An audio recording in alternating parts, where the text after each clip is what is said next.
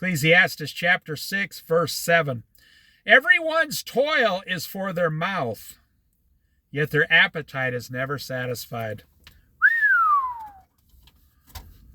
You know, it's funny, if you don't fill your stomach, you're a miserable person. You could have $100 million in the bank, be rich and famous and extremely good looking. But if you don't eat for 7 days, you're the most miserable person on earth. I'm really surprised how people don't really pay attention to these types of things, like the most important things, like, Jesus, family, food, water, shelter, a place to shower, and a place to go to the bathroom. Almost nobody on this God-given green earth has a backup system for those things. Almost nobody. That's why I enjoyed the story of that guy in the van in the previous study I did here, previous video. He had everything he needed in life in just one extended, like, 1975 Dodge van. Everyone's toil is for their mouth, yet their appetite is never satisfied. You know, it's really funny. You will drive like an hour away, like, say, from the coast down to, I don't know, Eugene, Oregon, or some people drive all the way to Portland from Astoria just to go to dinner at a certain place you like a big old steakhouse or a pasta place. Hey, let's go to dinner. To me, it's like the craziest thing Americans do. They don't really do this in other cultures because they don't have the money. Well, Americans are running out of money, and we're still the richest people on the planet. You will drive an hour away to eat a certain kind of food cooked by a certain person and pay $100 for 2 people. And then you will go over to watch some crazy, stupid play for another $150, $75 a ticket. And then you'll drive home, and what do you say? What do you say the next day? You're not satisfied. You say, hey, I'm still hungry. What are we going to do next? And this is really the heart of American Christians. You're always seeking the next thing, and you're doing it every 24 hours. What do they say? You work 5 days a week. Hey, what are you going to do on your 2 days off? See, you're supposed to be satisfied with the work and go home to your family.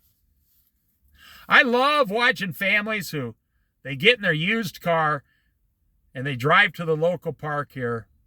They got 2 or 3 children, and they sit down with an old-fashioned basket. I see it all the time out here. They sit down with an old-fashioned basket on a picnic table, just with some, something simple, cheese and ham sandwiches, whatever, peanut butter sandwiches, and some juices, and they'll sit there for 3 or 4 hours and watch their kids running around in the grass, eat sandwiches, holding hands, enjoying, the weather next to a lake. Maybe the guy will fish a little bit.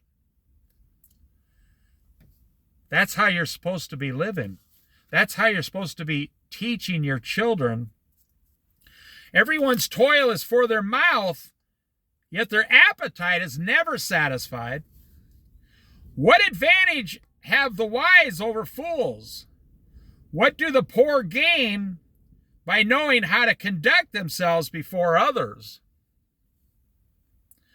Better what the eye sees than the roving of the appetite. This too is meaningless. See, it's better to enjoy what you have already instead of always wanting more. I'm telling you. I mean, obviously, men don't chop wood anymore. Men are not men anymore. No, men, and it's because of the way they're raised today and it's the jobs they get. They get a job, man, washing dishes, making salads in a deli, slicing some cheese, or running a cash register, and they're complaining that they're overworked. When I was young, men drove trucks, worked at packing houses, worked on farms, worked really hard in restaurant kitchens,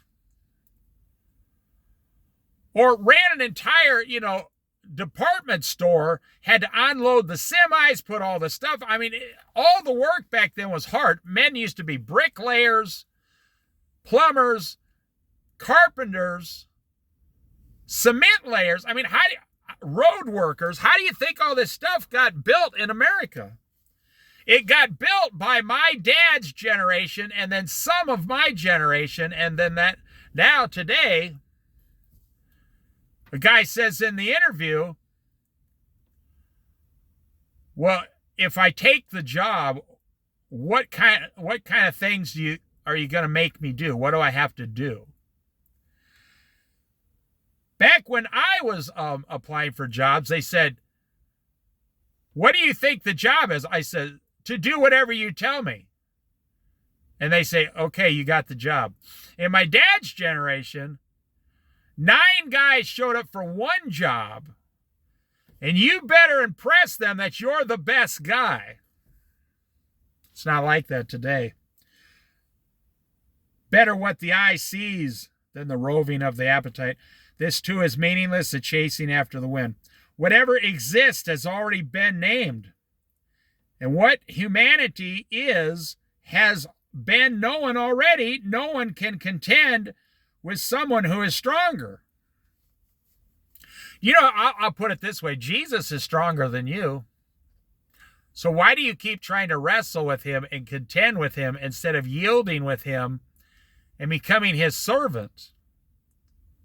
The servant lives in the master's household, so everything the master has, the servant has.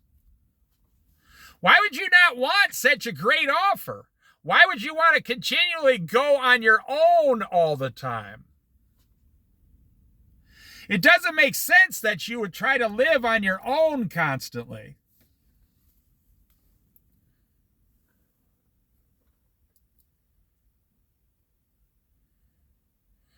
The more the words, the less the meaning, and how does that profit anyone? For who knows what is good for a person in life? During the few and meaningless days they pass through like a shadow. Who can tell them what will happen under the sun after they are gone? My generation, we didn't think there'd be cell phones and all this stuff. My dad's generation, they didn't think there'd be, Corvettes with, 600 horsepower going down the road, electric cars. You don't know what's going to happen after you, but it's going to be the same that's already happened. You see, why would you want to live outside of Christ alone your whole life? Miserable, struggling. But let me just say this. Let me finish this chapter with this. You are an American. You are an American. And in America, there's only one way to survive in America: commercialism, capitalism, and consumerism. There's only one way to survive in America, and that is if hundreds of millions of people buy things every single day.